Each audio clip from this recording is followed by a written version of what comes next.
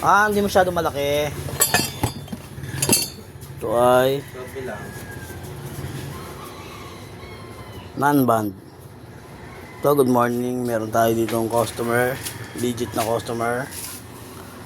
Ayan. Ilang beses pabalik-balik si bossing dito. Babalagay siya ng non-band. Non-band. Ayan. So, on the click niya. Para bumilis.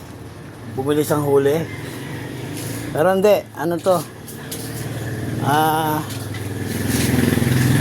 Ayos to. Ayos na ayos tong non-band. Ayan.